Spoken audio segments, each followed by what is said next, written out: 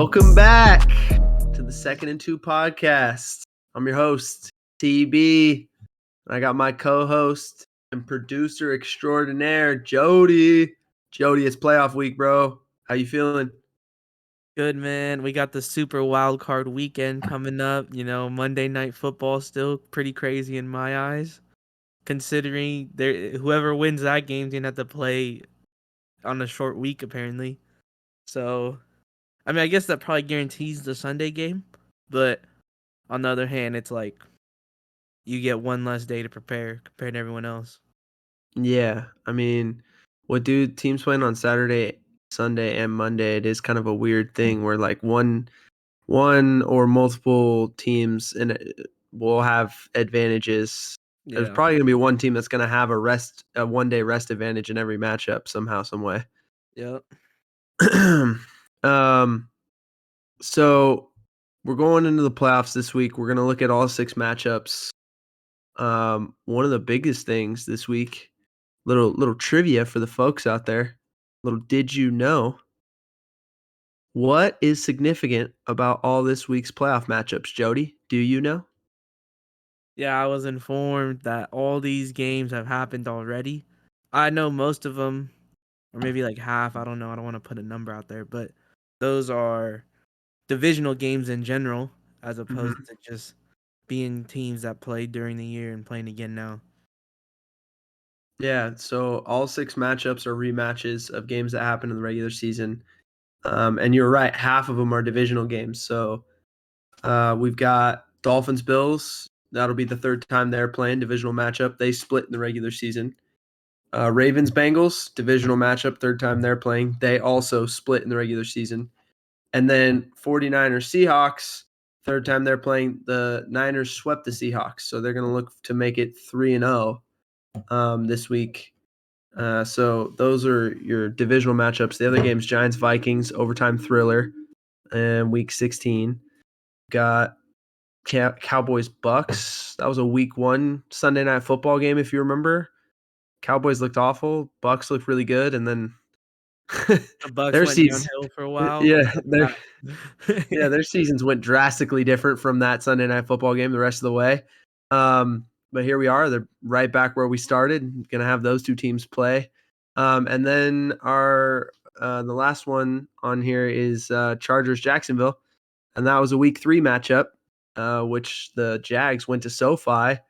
Herbert, was outplayed by Trevor Lawrence. Trevor Lawrence had his first like really, really good game of this season where people started talking about the Jags and thought, hey, maybe that's a real team right there. So a lot of fun stuff here with these being a lot of rematches.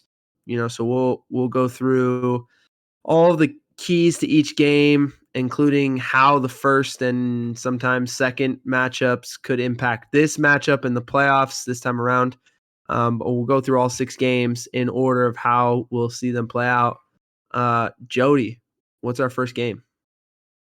But we're kicking it off Saturday at 4:30 Eastern with the Seahawks and the Niners. That NFC West division matchup.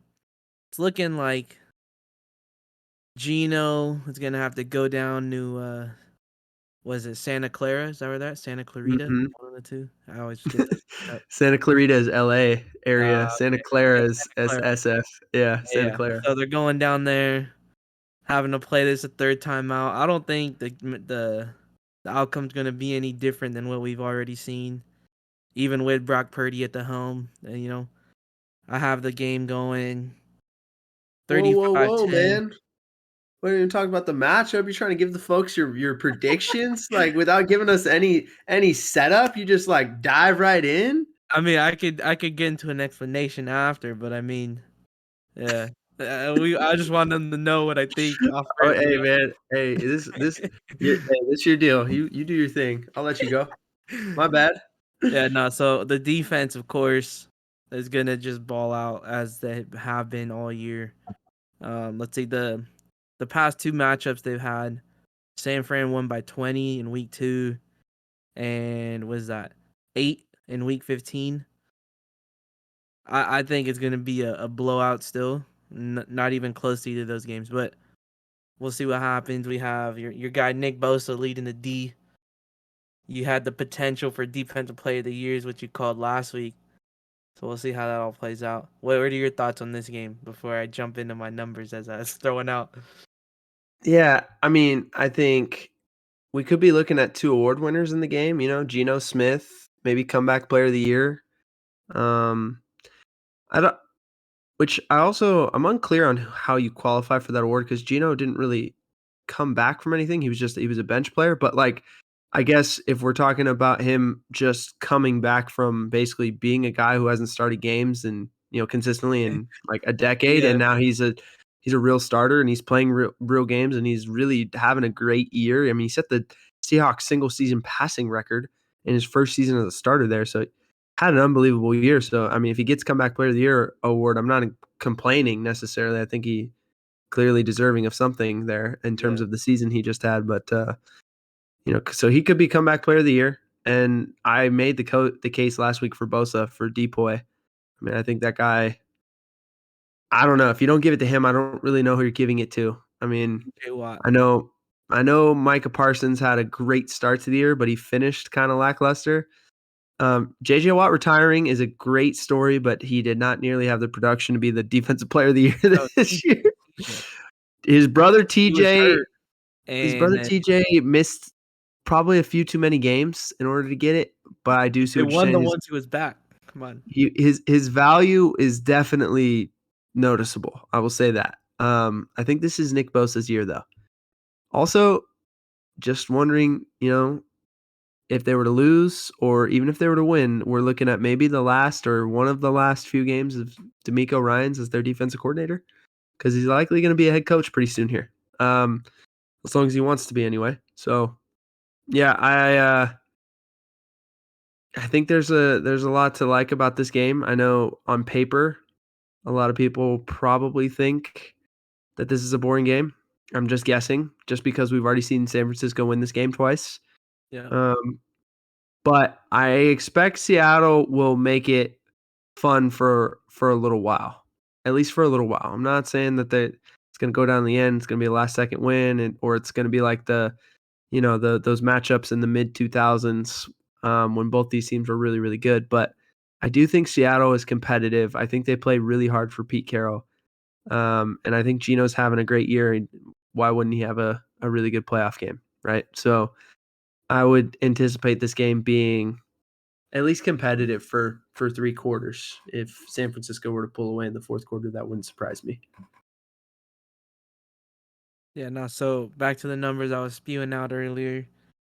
I have San Fran winning 35-10. Not as let's see, fun sounding, I guess I should say, or thrilling throughout the whole game, but I mean, I'm sure there'll be some good offense coming from Seattle. It's just getting across that 50, like midfield is going to be tough for them, you know? Mhm. They're going to have to do a bunch of long balls to DK or something to keep that momentum rolling with the offense. Yeah, if we look at keys to the game, I got 3 keys here.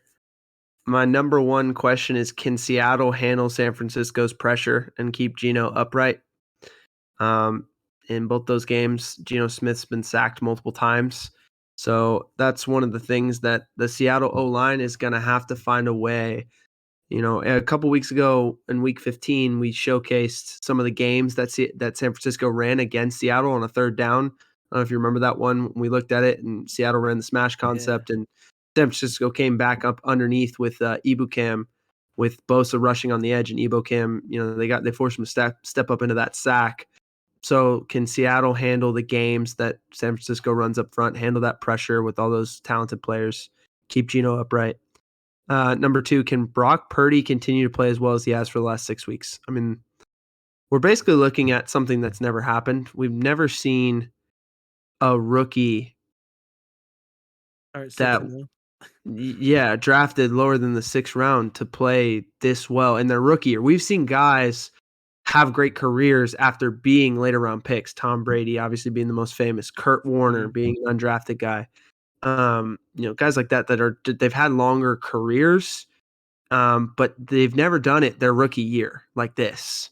Yeah. This just hasn't happened. This is unprecedented. And for him to win a playoff game, he'd be the first player in that category, that kind of player to have won a playoff game as a starting quarterback in his first year as a rookie. So I expect the same thing I gave with Geno. If he's played this well up to this point, why wouldn't he play well now? I know it's the playoffs. I know it's different. I know we're still talking about a rookie quarterback, but I think, and we're going to look at some tape here in a second, I think Kyle Shanahan's offense is so user-friendly for quarterbacks that that's a big part of why he's playing so well, and that's not going to just suddenly change. Kyle Shanahan's still calling the plays, so as long as he's still calling the plays, I anticipate Purdy's going to play well. I just do. So we'll see if he can keep that up. And then lastly, biggest question of the game, I think, is who can run the ball better, avoid long third downs, and control the clock. I mean, I think for both these quarterbacks, they've both played really well on early downs. When you've gotten them into third down is when you can get them, and that's when you can get sacks, and that's when you can get pressure on like a young quarterback like Brock Purdy and make him make mistakes, or even somebody like Geno who's had the experience. But you put pressure on any quarterback, you're putting them in a situation where they're more likely to have a turnover or make a mistake, make the critical error, take a sack.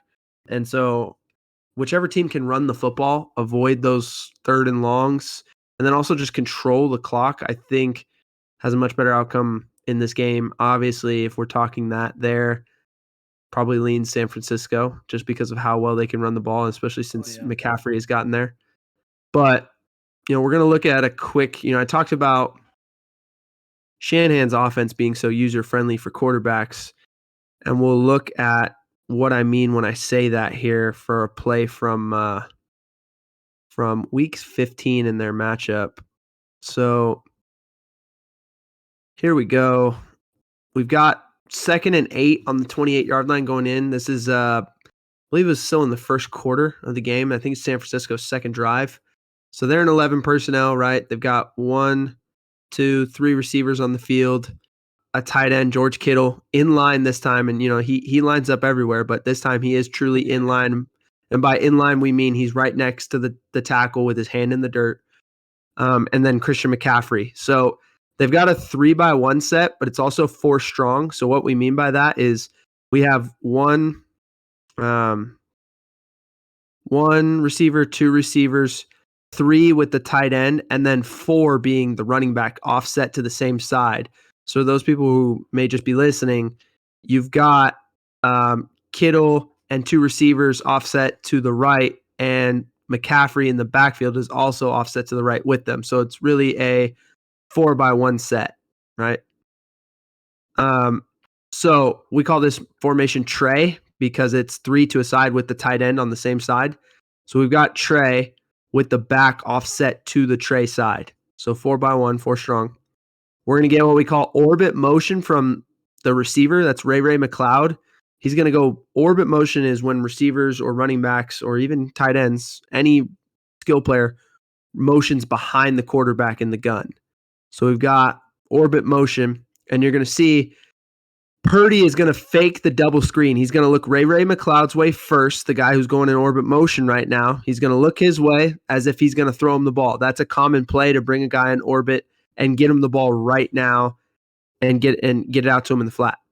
Then after he looks off at Ray McCloud, he's going to look at McCaffrey. And we all know how dangerous and dynamic McCaffrey is with the ball in his hands.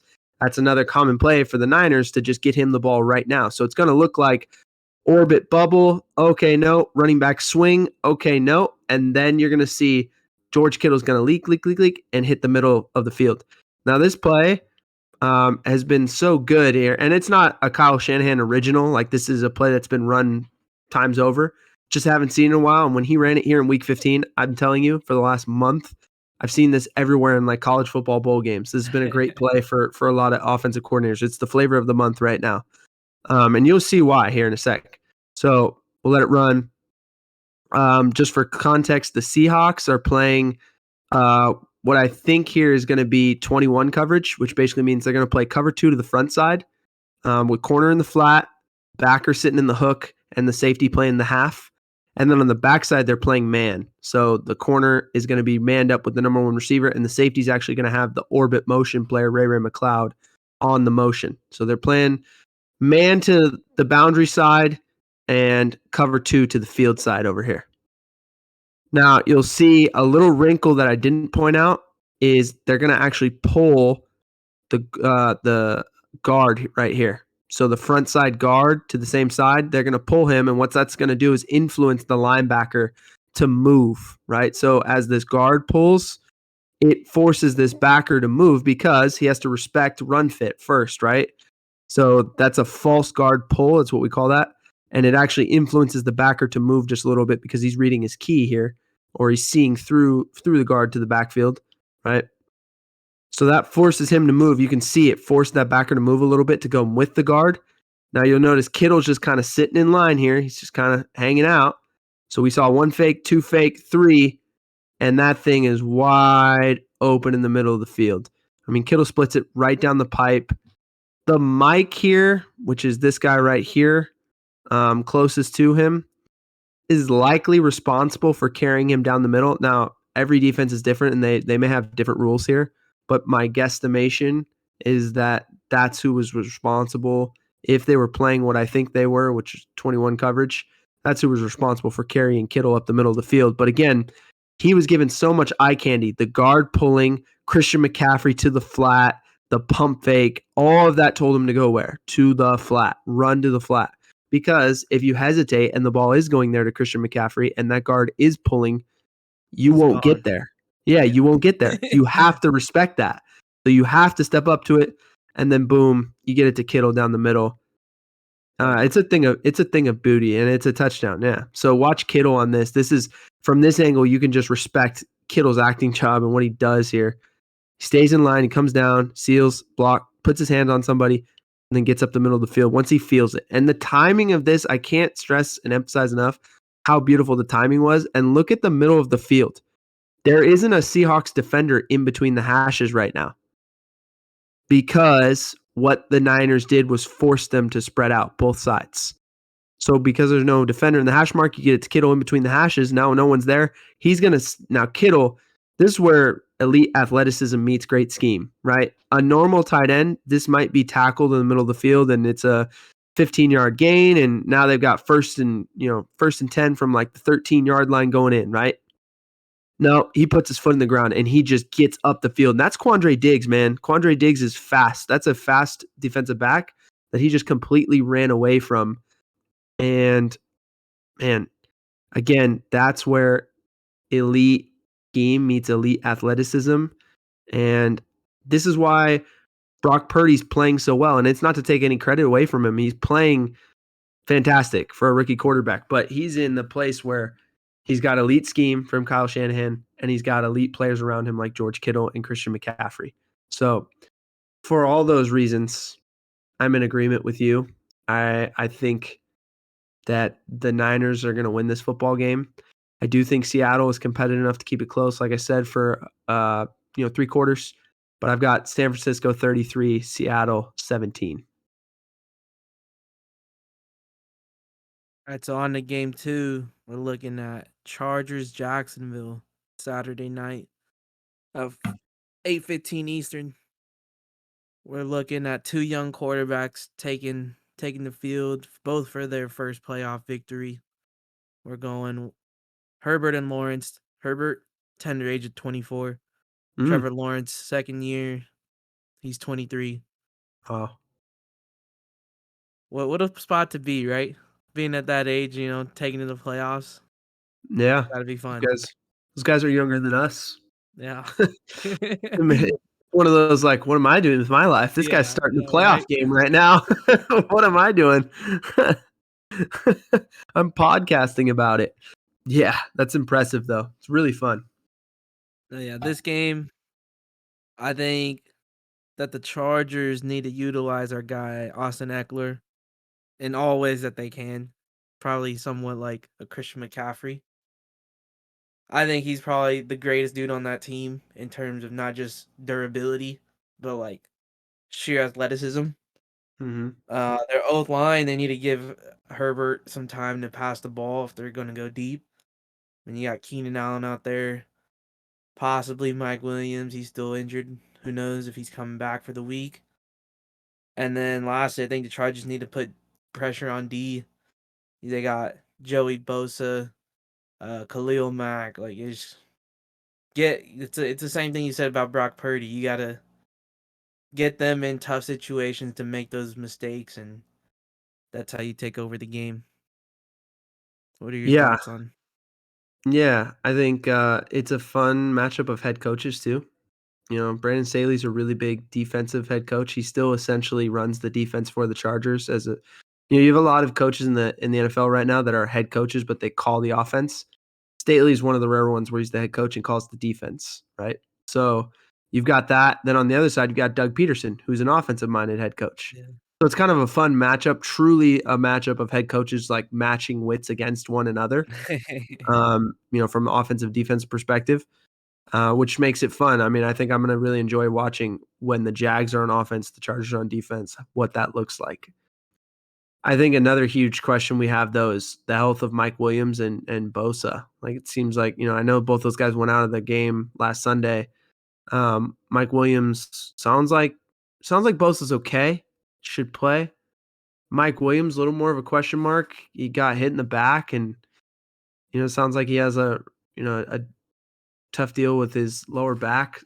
And so a back injury, I don't know if It you've just ever lingers.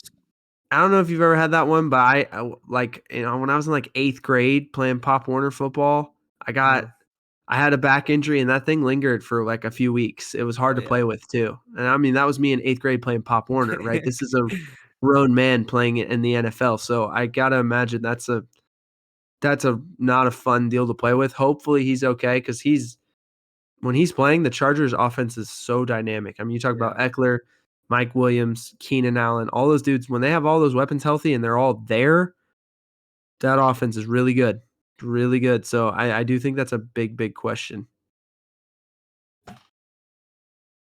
Yeah, and then on the other side of the field, I think our guy Trevor Lawrence, he can't have no little mental mistakes, or whether that's turnovers or the O line with penalties. And Mhm. then I think they need to run the ball more, keep that Chargers O off the field, and make it a close scoring game for them to have a chance to win, in my opinion. Yeah. My keys to the game, just looking at it, my biggest thing is going to be it's kind of an old cliche. It's a coachism.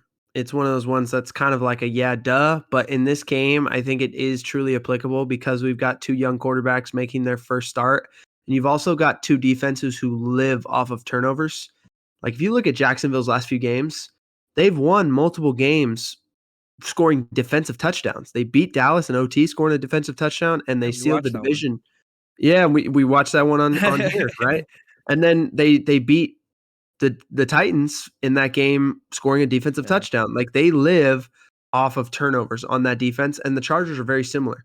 So when you have two defenses that live off of turnovers and you have two young, really brilliant quarterbacks who are still young and making their first playoff start, I do think who wins the turnover battle is my first key. Like that's a real thing in this game. That's a real deal. Who's going to win the turnover battle? I think that could very easily tilt the game, right? Um, Mhm. my second key is can Jacksonville create pressure on Justin Herbert? Herbert, when he gets hit and he gets uncomfortable, that's when you can kind of get him. I mean, the Chiefs, when earlier in the season on Thursday Night Football, when they essentially broke his ribs, Yeah. the guy was, this is the crazy thing, Herbert was still balling, but it was just enough. They hit him just enough that they beat him, right? And I think that is the key. That Chargers O-line is getting healthier. They may have Rashawn Slater back. That's a little more outside than the other two guys I talked about. He's been out for a little while. They have him back. That definitely helps. But I think the key is can they create pressure on Herbert so that he can't just sit back there and fire strikes to Mike Williams and Keenan Allen? Because if you let him do that, he's going to carve you up. Eh, And then the last one, number 3, is can the Chargers force the Jags to be one-dimensional? You talked about the Jags need to be able to run the ball, right? Yeah. So if I'm the Chargers, what am I doing? I'm not letting Jacksonville run the football. I got to load the box early and not allow Jacksonville to run the football because that's when if you watch them play, they get in a rhythm and in a groove when Travis Etienne is going. Trevor Mhm. Lawrence has been brilliant, but when Travis Etienne goes, that offense really goes. Like as this year has gone and he got healthier coming off of the injury he had last year that kept him out for his rookie year. As he started getting more a part of this offense, they've become better. And I think during the stretch run, he's been pretty good. So if you're the Chargers and Brandon Staley, you want to not allow him to get going, and you want to put it all on a 23-year-old shoulders. You want to make Trevor Lawrence feel the weight of the world in a playoff game, that he's starting at home against Justin Herbert, and you want to make him feel like he's got to match score for score, because that's when you got him, and then again, that's when you can make him make mistakes, right? Common theme today. So we'll look at a clip here. Again, I talked about Jacksonville has just lived off of turnovers this year defensively. This has been their thing. This is what's allowed them to win a couple games. When they went to SoFi earlier in the year this year, they beat the Chargers pretty good. You had that score right, Jody? The Chargers from early when they played them? It Yeah. was 38-10. Jacksonville won. Yeah, so Jacksonville went into SoFi in week 3 and won 38-10, right? And part of the deal with that was early on they created turnovers. And so Herbert is really, really good, really talented, but he makes some mistakes here and there, as much as everyone, loves him, and he's not flawless. Not, none of the quarterbacks are, right? So we're going to watch a play here where Jacksonville was able to create a turnover by disguising coverage a little bit and bringing pressure. So from the jump, you're going to see number one, the Chargers are backed up. This is their first play of a new drive, 1st and 10 inside their 10-yard line at their own 9-yard line here. So they're backed up. The Chargers are going to be in Detroit pair, so they're in 12 personnel. So you got a tight end here and a tight end right off his hip, and then 2 receivers over here to the left, with the 2 tight ends to the right, 2 receivers to the left, and then single back here, right? So you see how this goes. They motion that receiver across, and he's going to end up behind. I believe this is Mike Williams. So you're going to have the stacks look. So you got the stacked receivers and tight ends opposite. So you're going to get a play action pass here with what we call a flood concept. So the top receiver at the stack, he's just going to run a vertical. The receiver behind him is going to run the 10-yard out, and then the back off the play action fake is going to run the flat route, right? So it's 3-leveled, vertical, out, flat, right? Defensively, Jacksonville's going to bring 5 and play 4 under 2 deep fire zone. So fire zones are anytime we're going to bring 5-man pressures and then play with 6 in coverage behind it. So 4 under 2 deep is similar to essentially cover 2, but you're playing without a pipe player. So your spot hook players have to play a little bit differently in order to cover that up. But for your corner and your safety, you're playing it cover 2-ish, right? You're playing kind of like cover 2. The corner is, in the most basic way possible, is going to play the flat, and the safety is going to play the deep half, right? So you can see Herbert, as he's going through his progressions, he doesn't actually see this corner when he releases the ball here to the back in the flat. And if he did, he thought he could basically get the back to sit it down, right? Now, if he had gone through his progression, I really think he would have liked the 10-yard out here if he'd been able to hold on to the ball. Jacksonville really didn't create a whole lot of pressure with their 5-man pressure. You can see he actually has a pretty decent pocket here. And if he had held on to it another second, I think he could have layered it over the corner to the 10-yard out, because the corner actually was really aggressive here and jumped this route. But that's how Jacksonville has played defense all year. I mean, that's how they play, and that's why they create so many turnovers, right? So you can see how this thing plays out. The safeties are doing a really good job of adjusting to the 3-man side here and getting over the top, right? So the safety's pushing to the 10-yard out, and the other safety's pushing to the vertical. And then your hook defenders are playing with eyes on the quarterback, so they're going to both drive, you'll see, on the throw. So the corner is going to collision this back on the catch. He was actually thrown a little outside of, this was Sony Michel. I don't believe he's even on the Chargers anymore, but he was the back at the time and thrown a little bit outside of him. So he's juggling it to begin with. The corner hits him, pops the ball in the air, pops it right to the hook defender, the backer who's driving on the route. So you see it from the behind angle. Play action from Herbert, right? See, he's trying to kind of sit this back down. The problem is he throws it outside of him. Yeah. and it's popped up in the air, and that looks almost identical to which play did we already watch this year? The play against Dallas, The right? Cowboys, yeah. That won him the game. Very similar. So it's one of those things where how many times can you say that a defense is lucky versus do they just fly to the football, play aggressive, and make stuff happen, right? And I think that's the Jaguars defense. I think as much as we've loved to talk about Trevor Lawrence during this run, the push that this Jags defense has made has been very underrated. They're playing like a real elite defense right now because they just create turnovers, they make stuff happen, they play aggressive, they fly to the football. So for that reason, I'm going with the Jags in this game. Maybe a little bit of a surprise. I think people kind of like the Chargers. People are thinking maybe that team can kind of get to the Super Bowl, and it would not surprise me, right? I think the Chargers are extremely talented, but it is tough to go play on the road in a playoff game for your first playoff game as a quarterback. It's Brandon Staley's first playoff game as a head coach. Doug Peterson's won a Super Bowl. He's been there. I think he can help Trevor Lawrence. I think that Jags defense is playing really well. So I'm going to go Jacksonville 31, Chargers 27. Yeah, well, this is where we have different opinions. I'm going Chargers 20, Jacksonville 10. Whew. A lot of defense going on is what I'm I was looking going to say, at. you like that Chargers defense. You like that Chargers defense more than I do.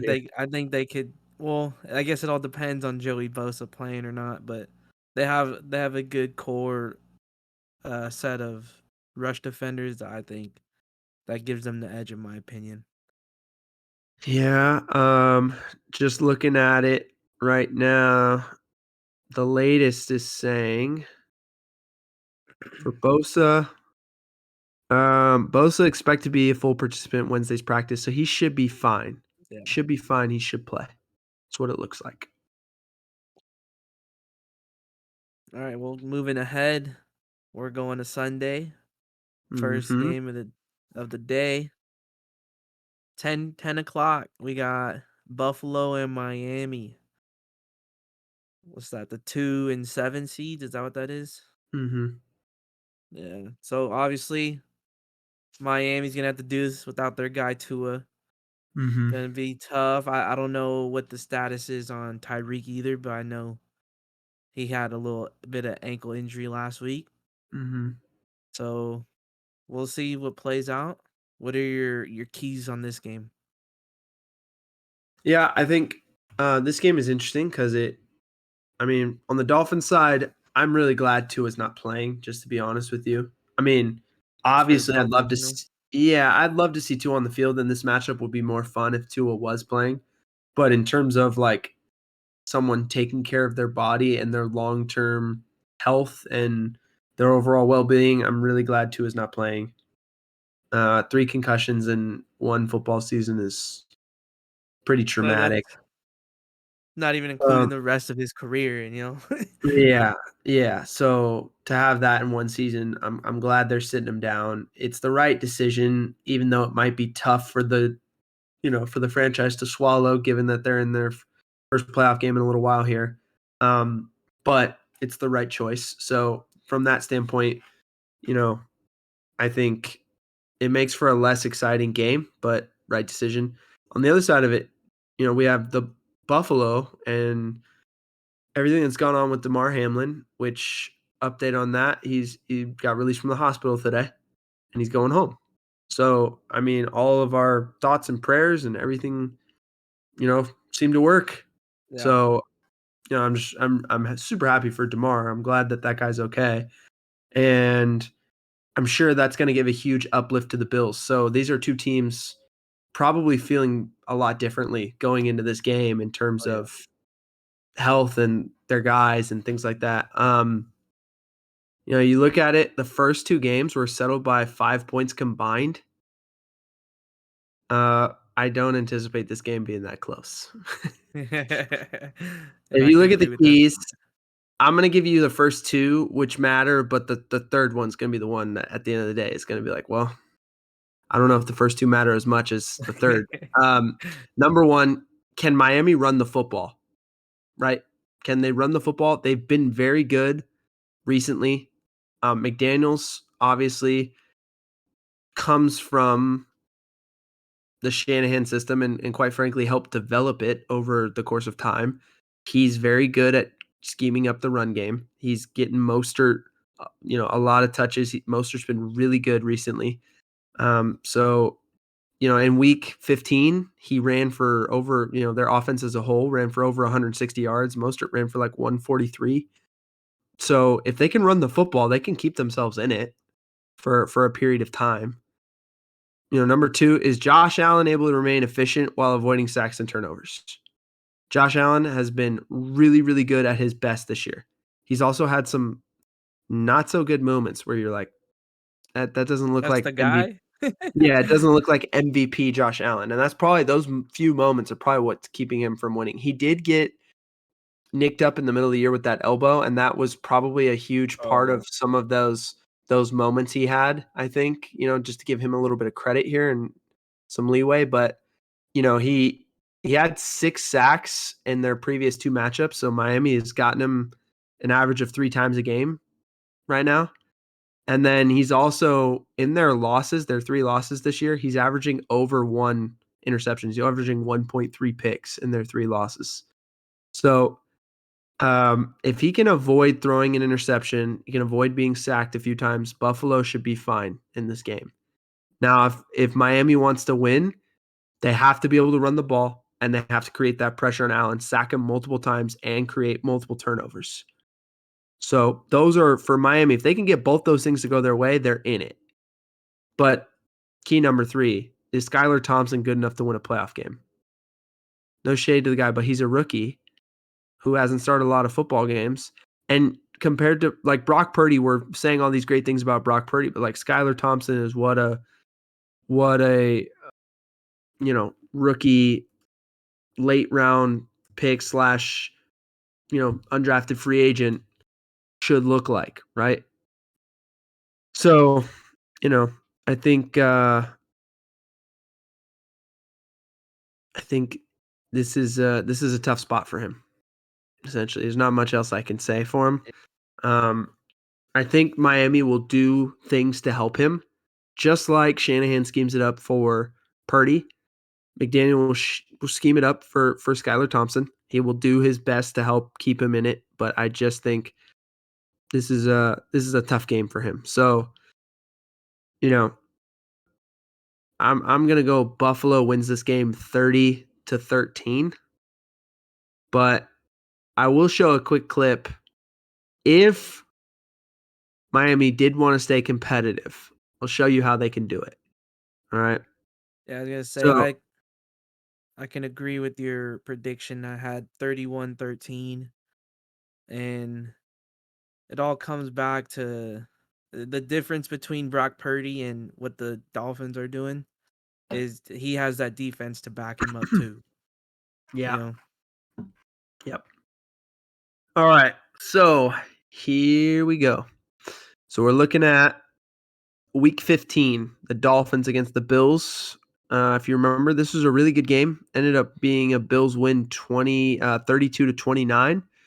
This was a play in the first quarter on the Dolphins' like second or third drive. The first play of the drive, 1st and 10 from their -25. They're just going to run. They got 11 personnel in the game. They got a tight end with Tyreek Hill on the same side. And on the opposite side, they've got real tight splits. We call that a nasty split from both these receivers. And because the receivers are tight to themselves, it's a cluster. And because they're tight to the tackle, it's a nasty cluster. Following along here, Jody? Yeah, I got you. They're Okay. bunched up on the line, Yeah. both sides. Probably So wish you had a tight end on the far side of the field, but that's probably not where they're going with the ball. so they got the tight end with Tyreek, and then they've got the two tight end or the 2 receivers here. They're gonna motion Tyreek across with a little zoom, or some may call this a fly motion just because it's going to get snapped before he crosses the quarterback. But so it's going to take that side. Now you'll see what it does to the defense, right? When Tyreek motions away, it forces this safety to roll high. So the Dolphins obviously schemed this up. Buffalo is in what looks like they could be in a variation of 4 under 3 deep, but they kind of get into this too high shell. So it may be something different where they have a too high look, or this safety, over here just didn't rotate when the other one did. Tough to tell. But you get this motion, and the brilliance of guys like McVay and Shanahan and McDaniel, they use motion to help their blocking angles, right? So they use the motion to move this guy out of the box, right? Because if you look before, if you keep Tyreek there, yes, you have the extra blocker, but they also have an extra player, and that's an all-pro safety right there, right? So now when you motion Tyreek away, well, everyone's eyes on Tyreek, right? Yeah. These backers, what are they looking at? Tyreek right now. Now they're a step slower. And this safety, he's getting over the top, and you've taken him away from the run fit. So now they just run a little mid zone. Boom. Now, the backside, I believe it was the one technique backside, actually beats this guard across his face, which never should happen in zone. If you're a zone team, you can't get beat across your face to the side of the run, right? That's the first thing that'll stop zone. So, but Mostert is strong enough to break that tackle. And once he breaks that tackle, there's a whole front side, right? Because it got ran down from the backside. It wasn't hit on the front side. Now, because of that motion, Poyer's not meeting Mostert until 6 yards down the field. And again, you give Mostert that head of steam. He breaks that tackle too, breaks another tackle, breaks another tackle. Now he's up the sideline, 88 out the gate, right? And they got a horse collar tackle him to bring him down. And now you're going to have 1st and goal at the 4-yard line after the penalty. It's great to see it from this behind angle. So again, you'll see what happens. Motion takes that safety away, right? And all this offensive line is going to do is zone. Boom, boom, boom, boom, boom, right? Everyone's zoning right.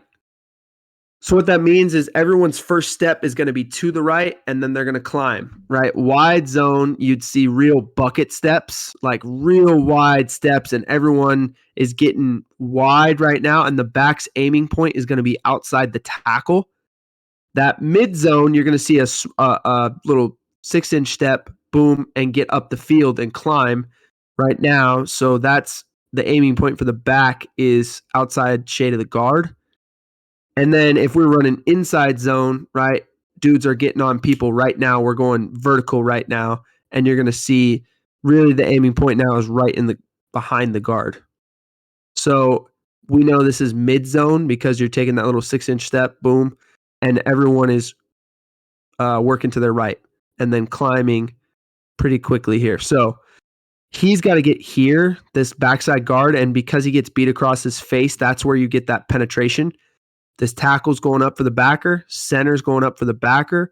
Guard's doing his job on the 3 technique. Tackle's doing his job on the 5. The tight end is getting work into the corner. And the only unblocked player now is that safety, who we already, remember, took out of the box. Backside, the receiver who was in that tight split, now he can come down on that backer here and cut him off, right? And then outside of the picture right now is a receiver one-on-one blocking with the corner. And that block is going to show up pretty critical here. You see the hole, right? Yeah. It's massive because this guard just absolutely cut off the 3 technique and the tackle just took the 5 technique for a ride. Rode him out. Let him get himself up the field and rode him out, right? Boom. I mean, this is great football right here. And if Mostert doesn't get slowed down initially by that backside penetration, he might just get out the gate and score before Poyer can ever get to him, right? Because that little bit of time allows Poyer to even get a hand on him coming up at the second level. But look at this block on the outside. Yeah, that's the stuff right there. That's the stuff that wins you football games, dude. That block that allows Mostert to basically, instead of it being a 2-on-1 tackle with Poyer and the corner, right? It's really a 1-on-1 because that corner can't really get his hands off the receiver and make it a true 2-on-1 tackle. So now Mostert breaks that tackle, and that's the difference between a 6-yard run and a 67-yard run. Like, that's the stuff right there. And if the Dolphins can do some of that and Mostert can really get going, you can start really running the football on the Buffalo defense, then, you give Skylar Thompson a shot. Do I think they'll do it? Probably not. Which That's is why just I a have fact. Buffalo. Yeah, which is why I have Buffalo winning away. But for all you Dolphins fans, there is hope. All right, second game on Sunday. We're rolling with the Giants against the Vikings. They just ran this like 2 weeks ago. Mm-hmm. Went to OT. Minnesota won by a field goal, 27-24. And 1:30, do you consider that prime time? it's 4:30 Eastern, Yeah, so yeah.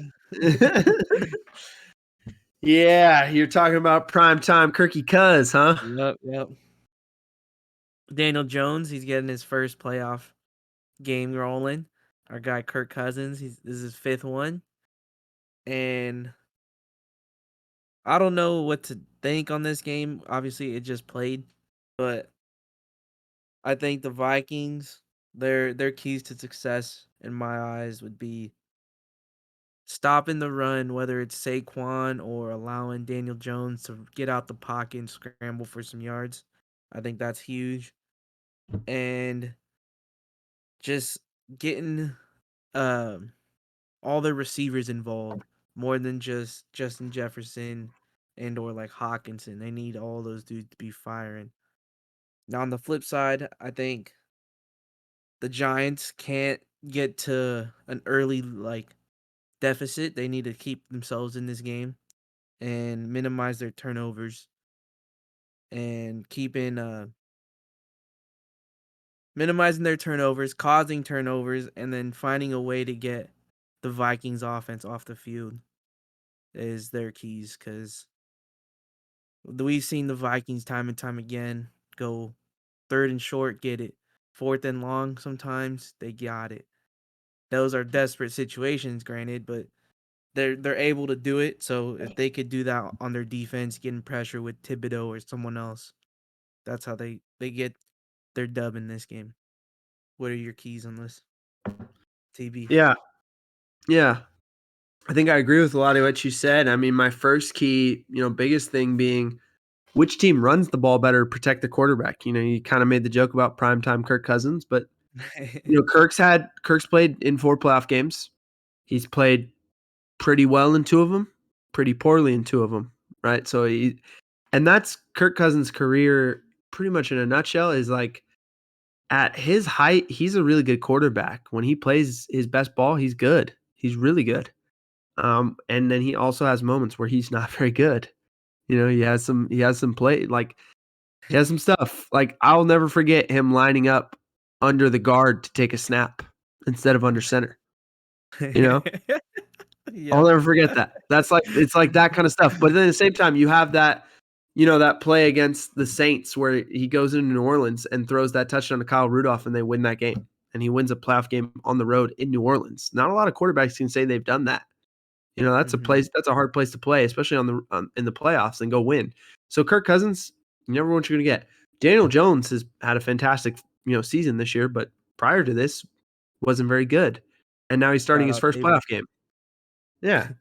So now he's playing in his first playoff game. So I think, this is an elite running back matchup. Saquon, Dalvin Cook. Whichever team can run the ball better to protect their quarterback is clearly in a better spot to win this game. I think it's critical for both teams to be able to run the football. Number 2, how is the Giants scheme going to dictate the outcome of the game? And by that, I mean their defensive scheme. They blitz more than anybody in the league. And we always talk about when you blitz, it's feast or famine, which means you're either going to get there and get home and it's going to look really good. They got the sack. Oh my gosh, their DC, he called it just right. They're so good.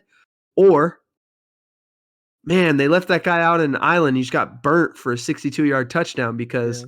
we blitzed him and we left the guy one-on-one and our blitz didn't hit home and he got the ball off. And that's Justin Jefferson out there against our number 2 corner. Not to say that the Giants are going to do that, right? But in general, the Giants love to blitz. Wink Martindale is famous for it. He loves blitzing. and it's feast or famine. So the question is, which one's going to show up? Are they going to feast, or is it going to be in a little bit of a famine here? Especially, they may decide to blitz less. I don't know. I don't know what Wink's got, up his sleeve for this game. But depending on what they do, whether they stick with it or they're a lot more strategic about it this week or whatever, when they do blitz, because they will, at some point, they're not just going to not blitz this game. At some point in the game, Wink Martindale is going to blitz. And when he does, is it going to hit, or is it going to hit big for the Vikings, right?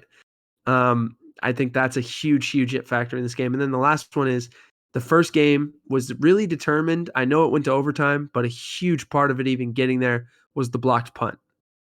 And so I'm questioning which special team is going to show up to make a play, because I do think both of these special teams are pretty good, and someone's is going to show up and make some kind of play, whether it's a big return, a missed field goal, a blocked field goal, another blocked punt. What are the odds of that? A punt return for a touchdown, a kick return, whatever, onside kick, something.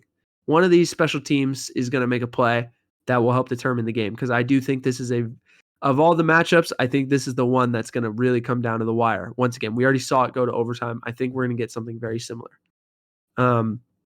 So I talked about blitzing and Wink Martindale's propensity to love to do it, right? So, of course, I found a clip from their first matchup in which the Giants did just that. They blitzed, right? So we'll look at it.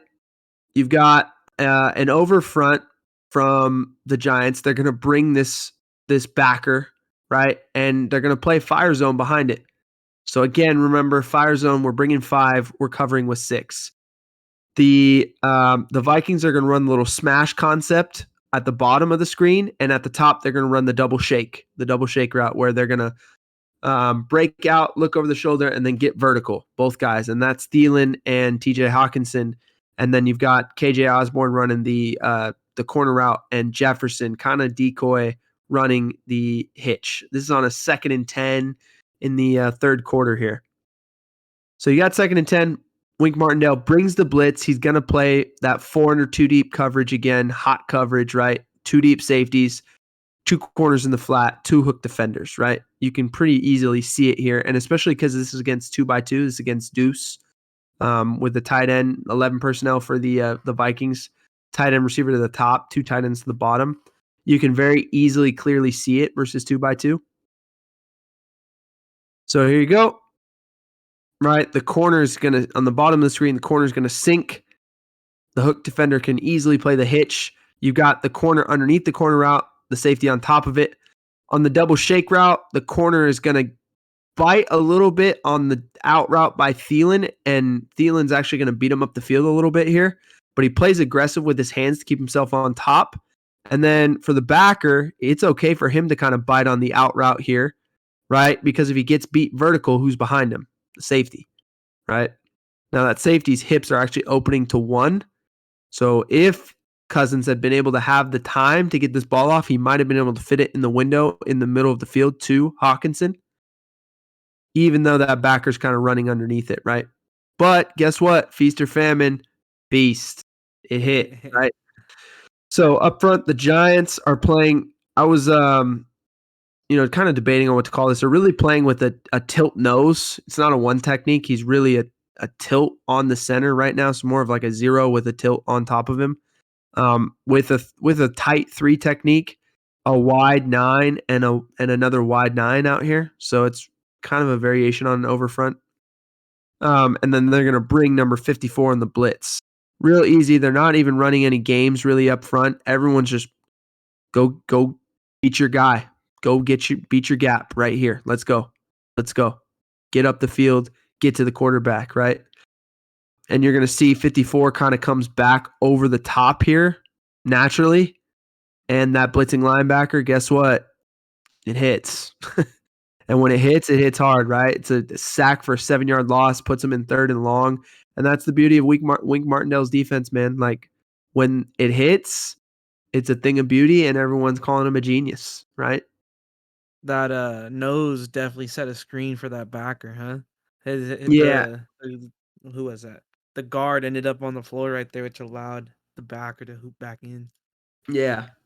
I think you're going to see, I think Wink will be strategic about it, but he's going to hit him with the blitz in the critical moment. And the question is, what is, the head coach, Kevin O'Connell, going to have schemed up for him, to counter? What's he going to do in those moments? And then you saw it right there. That's a 2nd and 10, not necessarily like a heavy blitz down, just depending on who you are. But again, Wink Martindale loves to do it, so it's a blitz down every down for him. So you never know when he's going to hit you with it, right? So I think that's critical for that game. It's going to be really fun. I've got the Giants winning it. I've got 28-27 Giants. Another one where we differ in the game scores. I have Vikings 24, Giants 20. Both of us think it's going to be a close game for sure. Down on the wire, just like that first matchup. But yeah, we'll see. It's going to be a fun one. I've been burned by the Vikings before. I went back and forth on this game. I almost picked the Vikings. I honestly, this is the hardest game of the weekend for me to pick because I think both these teams are tough teams to pick. Yeah. They've both had just kind of weird seasons that you didn't really expect from them. I mean, the Vikings have found a way to just win all these games, right? It feels like they've won a bunch of games that they probably shouldn't have. So it wouldn't surprise me if that shows up in the playoffs again, but I'm picking the Giants. I'm picking the Giants and I'm sticking with it. There you go. Sometimes you just got to roll with it. Whatever your gut feeling is, you just got to trust it. But yeah, closing out Sunday, we're looking to head to Baltimore, Cincy. It's going to be a fun one down in Cincinnati. They played last week? It was last week. So it's literally just a rematch. We're looking to see if Lamar is coming back. That's a huge key to that team. In my eyes, I have written down that I think the Bengals need to contain the quarterback, whether it's Huntley and or Lamar. That's going to be huge. Can't let them scramble, like I said, with Daniel Jones. Let's see. Joe Burrow, I think he has to utilize more than just his guy, Jamar Chase. Granted, he's making all the catches anyways, but if he's spreading the field, at that point, pick your poison. You want to guard Jamar. All right, T. Higgins on the other side, Let's see. And then they need to get ahead of him early. They can't let the Ravens keep their foot in the door all day. The Bengals have won 7 games by less than 5 points. And on the other side, the Ravens have won. I think every game they've won has been by 5 or less points. So wow. So yeah, crazy stat right there. They split their games in the regular season. Ravens won the first one. Bengals won last week. So yeah, those are my points for this game. What are yours, TB? Yeah, I think number one, can't go and say it. Does Lamar play? I mean, I think that's a big deal. Or at least Huntley. They both missed practice today. Lamar missed obviously with the knee. Huntley missed with some tendonitis, so that likely means he'll be okay and he'll play, and he just needed an off day.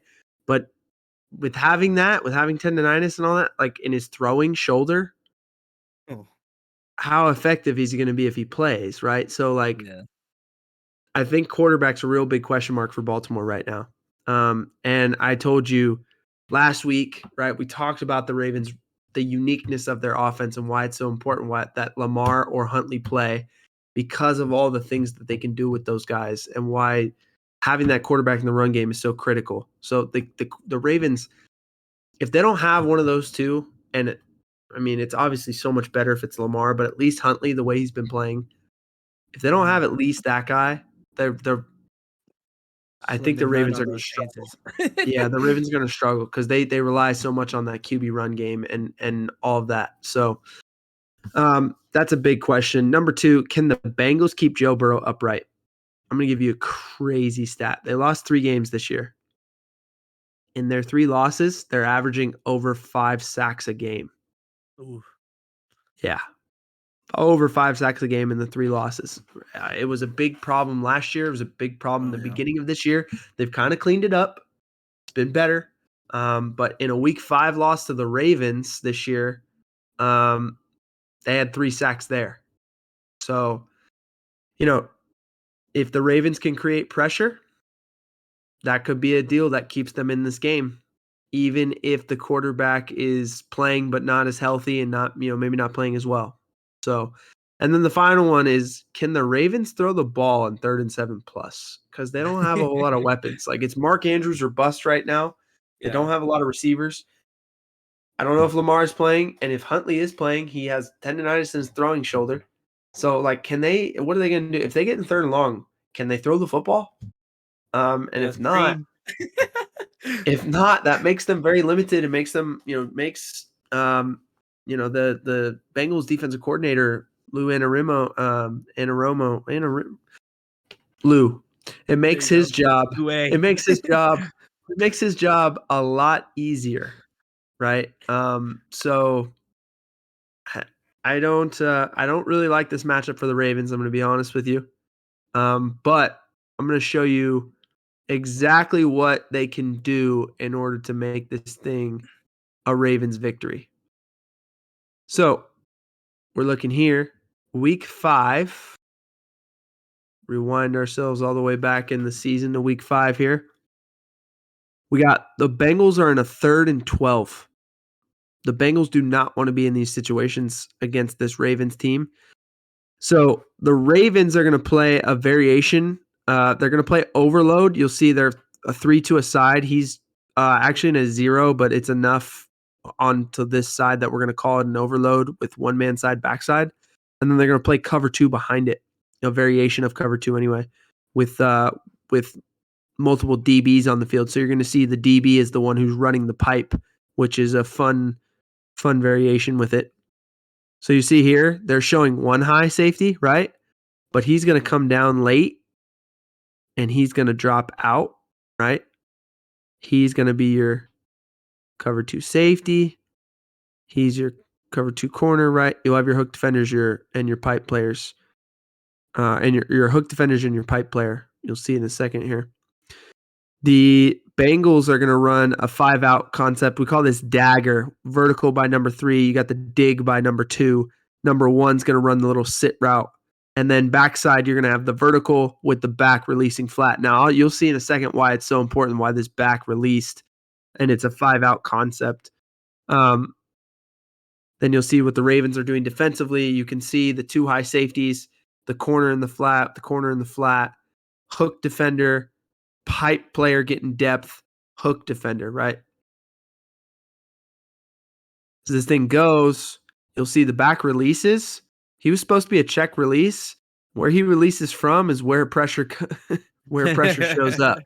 So the back release, not always the greatest thing. If, his deal, though, I'm not saying necessarily Perine was wrong here, because his deal is to look, and if he gets outside pressure to help chip here, but really what ends up happening is the Ravens edge rusher, comes back underneath, and Perine is thinking, okay, really, this is on Burrow, because Perine sees him go underneath.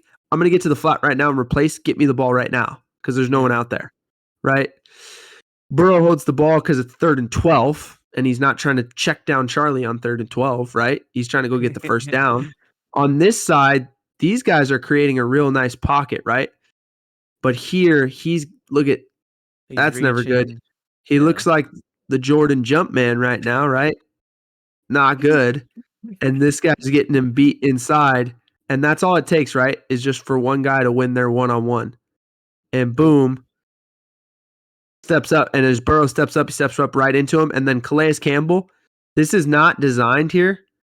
Calais Campbell runs the little natural. So he sees, okay, my guy went inside.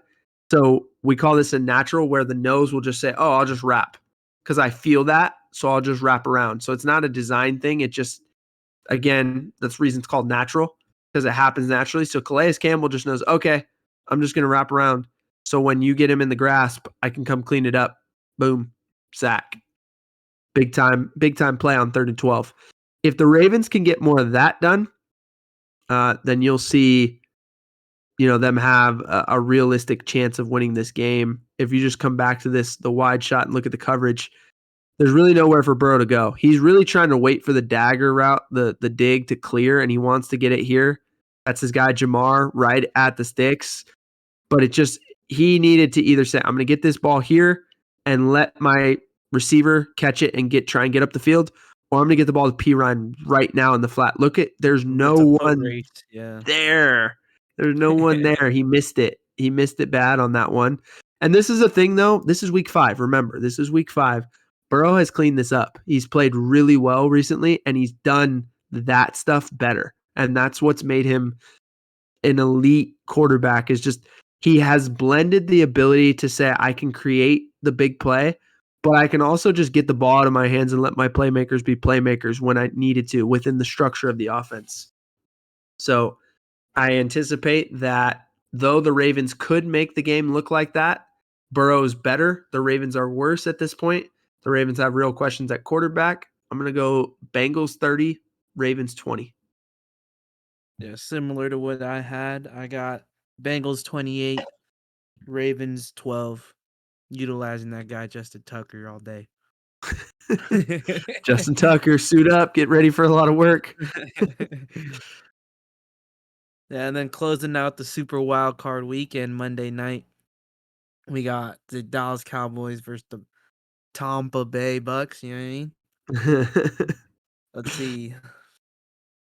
What is that? Let's see. Week 1, you mentioned it earlier. Bucks won this game 19-3. It's gonna be fun.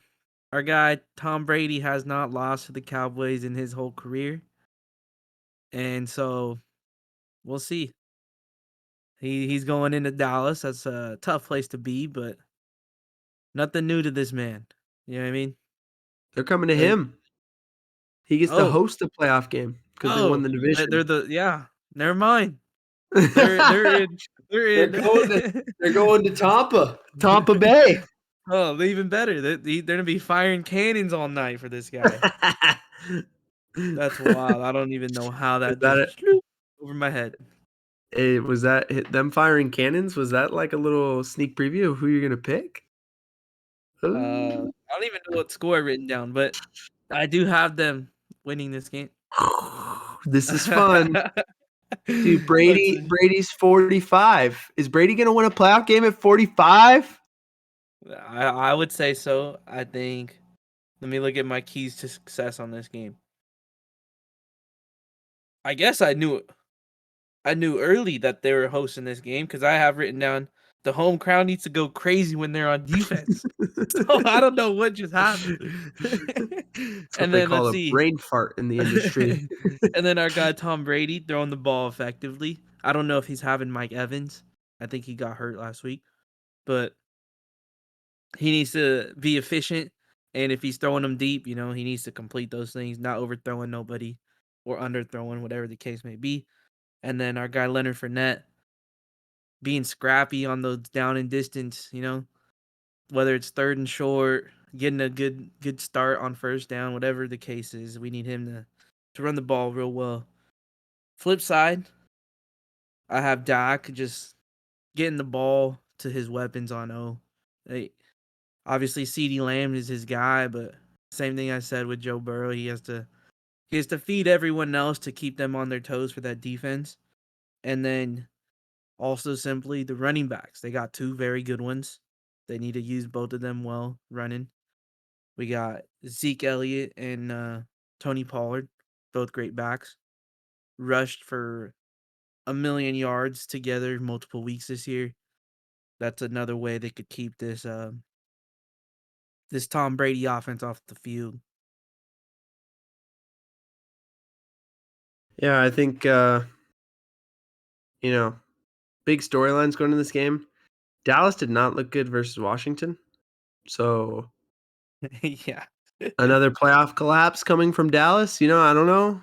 The coaching matchup of McCarthy versus Bowles is interesting to me because they're both head coaches that have had some success. I mean, obviously McCarthy's won a Super Bowl, so some success is actually downplaying how great of a head coach he's been.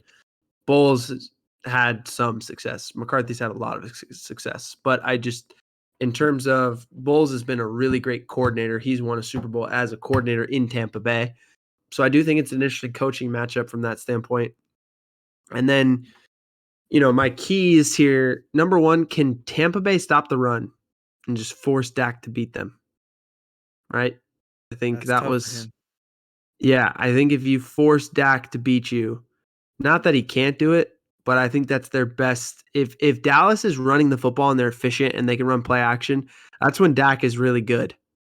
Actually, that's when he's like better than 90% of quarterbacks in the league off that play action. He's so good at that. So if they get him out of that and they force him into a drop back game, that's when you can make Dak look average. That's when you can make him look not so good. Number two, can Dallas take away Mike Evans and force Brady to beat him with everyone else? I think this is kind of what you were speaking to with Dak and CD. Is like if Mike Evans isn't going, it's and Brady's never been a quarterback to lock in on one guy, but it's very true that this team is lacking on playmakers, and Mike Evans is their best one. Godwin's been so this year. He's been okay. Julio Jones when healthy, he's There's a been little good. dog in him still. I mean, he tore up Dallas in week 1 when it was fresh and he was healthy. And, what I mean? We'll see if he looks the same way in a playoff game, this late in the year. So in terms of their other weapons surrounding him, I think Mike Evans is clearly the best guy. So if you take him away and you force Brady to get to those other guys, are those other guys going to be able to make the plays when they get the ball in their hands? And then number 3, does Dallas have it in them to close out a playoff game with a lead on the road? Because this game, I can almost tell you exactly what's going to happen. Just if you look at both these teams, right? It feels like the script is already written. Like to me, it feels like Dallas is going to get up by 2 touchdowns, right? By They'll be up, half? Or what but they'll be time? up What's the time frame? 14-0. They'll be up 14-0 real early, right? Going into halftime, it'll be something like 21-10. Everyone's going to be talking at halftime, oh, Brady, oh, to watch out for him. You never know, blah, blah, blah, right? And then all of a sudden in the fourth quarter, that thing's going to be sitting at, 24-20 Dallas, and Brady's got the ball.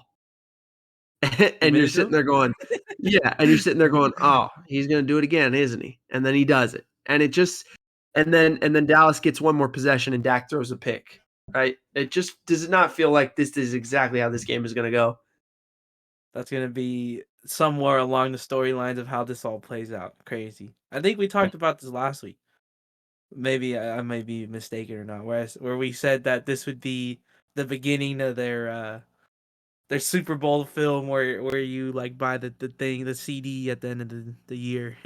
Yeah.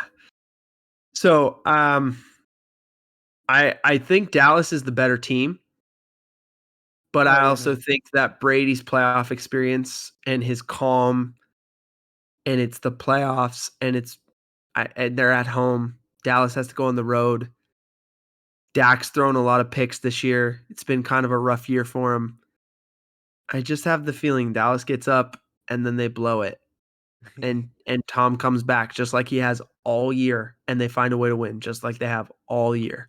So I'll save my prediction until I'm, my final score prediction anyway, until after we're done showing our last clip for the night here.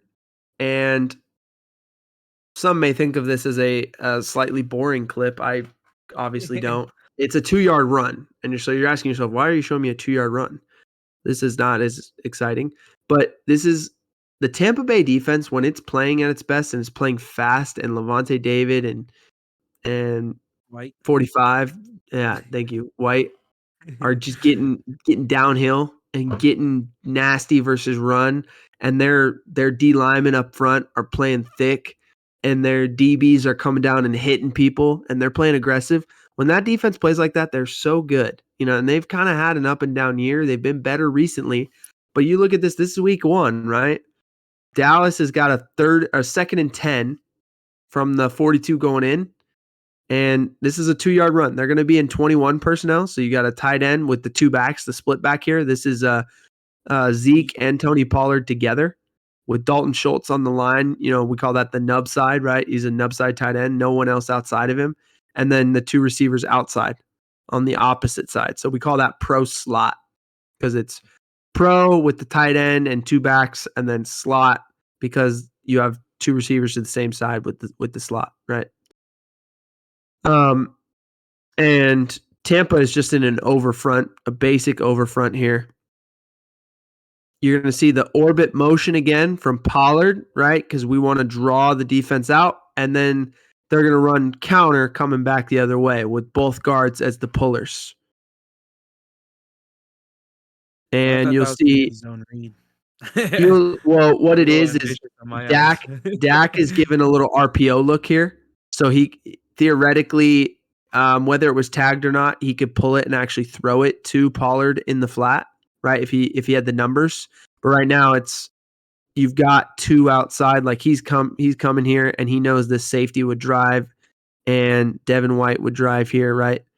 So if it was, and I'm not sure that it actually was tagged as an RPO, it might have just been give the look, but it's a give, right? Mm-hmm.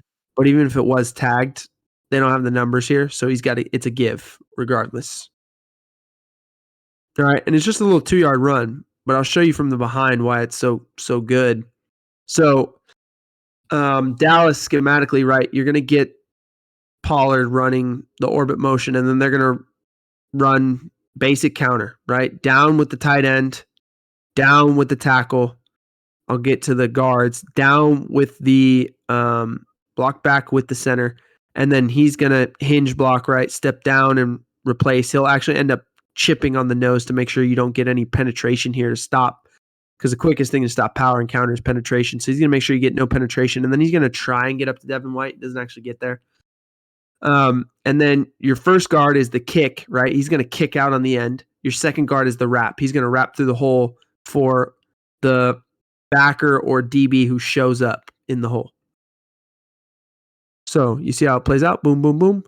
Exactly how Dallas wants it to, right? Now, Tampa has to fit it like such, right? Backside edge defender. I'm fitting here. Devin White's getting through that crease. So if Zeke were to cut it back, he's got to cut back to Devin White. He's the cutback player, right? I'm in between these two. Lavonte David's getting over the top. He's squeezing, setting the edge, and now this corner is coming in, and he's going to be super physical and just take out the puller, which you just love. That's Carlton Davis. And then the safety here is what we call the extra fitter. He's going to come down and be the extra player in the box, right? And he actually ends up making the tackle. Boom. Look at the corner. The corner takes out that puller, man.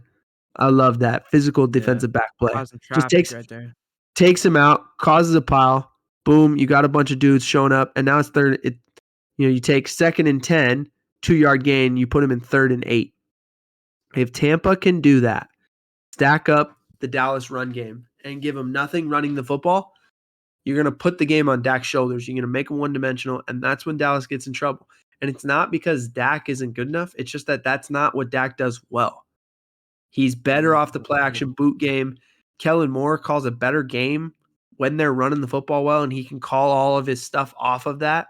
When they're just like, hey, we're going to go straight 3-by-1, 2-by-2 drop back, we've broken some stuff down where you see what happens when they're in that, right? They don't have good enough receivers outside of CeeDee Lamb and Dalton Schultz at tight end that can just go consistently win one-on-ones. And Dak is not as good drop back going through my progressions as he is getting him on the edge, getting him moving, getting him off the play action, and letting him just rip throws. So for that reason, I think Tampa can do that. They can get the Dallas offense one-dimensional, and I think Tampa's going to win in a comeback 27-24. Yeah, quick stat for you. I could have sworn it was him, so I had to look it up real quick. Dak, when throwing more than 40 passes attempts in his career, it's 21 games. You want to guess at what the record is? 3-18.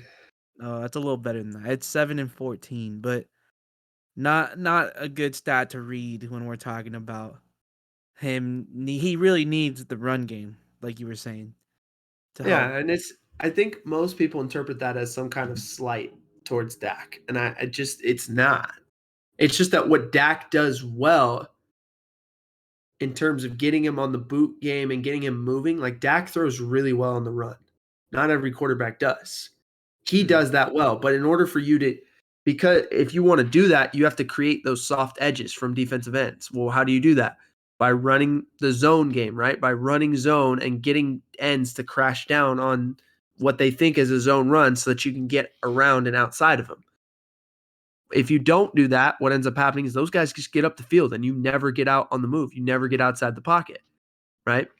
Yeah. So it's not a slight towards Dak, and it's not to say that Dak can't go win you football games throwing the ball with his arm. But the things he does really well, you want to run the football in order to set those things up, in order so he can get out and do the things he does really well. So it's not as if you can't win a game. I think it's less about the volume of passes he throws and more about is it when they're running the ball, is it effective, right? Mm-hmm. And can you really sell those play fakes? Because if he's throwing the ball 40 times, but 15 to 20 of them are all play action Deep, boot and sprint out and things like that, then I think you're okay. So you want to limit his drop backs, I think, is the big number in terms of drop back passes. Yeah, no, I could agree with all that. And then similar to you with your prediction, I went 31-28 Bucks. Same thing. 3-point game, a little bit more points. But yeah. I'm ready, bro. I'm ready for a great playoff weekend. Yeah, I think it's going to be a lot of fun. I do think we'll have some snoozers, but we always do on Super Wildcard Weekend, right? We always do. There's 6 games, so at least 2 of them are bound to be kind of rough. I think we both agree. We anticipate Seattle, San Francisco, Miami, Buffalo to be the 2 that maybe aren't Are as not as good. fun to watch, but they're there. We got football Yep. on. And then I think the other 4, I think we anticipate pretty good matchups. I think Baltimore, Cincinnati should be fun. Dallas, Tampa should be fun. Jacksonville, Chargers should be fun, and then Giants, Vikings should be fun. So we're in luck with a great slate here. In terms of closing out this pod, we got to go with a banger of the week, right? Yeah. What do you got this week? It's you. It's me. All right. I mean, we could switch it up and the look of the guy who didn't do his homework and is now being asked to, No, I was so worried about these games, man. No, I can come up with something on the spot. I recently watched a movie. What'd you watch? You're never gonna guess where I saw it. Oh no, it must not be HBO Max. It was HBO Max. Interesting movie. It's called The Menu. Oh yeah, I've heard about that one. Yeah, it's about like a renowned chef who's on like a private island. So you have to like take a boat. You have to be like selected to pay to take a boat to come see him and dine at his restaurant. It's like 6 courses and this whole thing, right? Oh. But the story is a lot like has these metaphors for things that are a whole lot more than just like a chef cooking for people. It's all about like how capitalism has essentially and commercialism has essentially like taken him from what he loved to do as like a chef, like cooking and bringing joy to people, and instead made it like this big like fake thing, and he now like hates what he does. He's like turned into the thing that he hated when he came into like he's no longer the thing that he loved doing. He's just become this thing that he looks at himself and he's just like disgusted. Okay. So it's about that, but it's a lot more like a lot of other stuff going on too with like the different people who are eating there, and like they're all representative. You can kind of tell they're all representative of like different kind of people in society.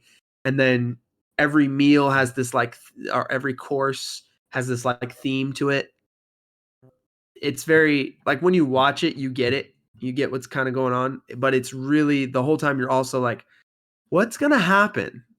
Like, how is this? Where is this going right now?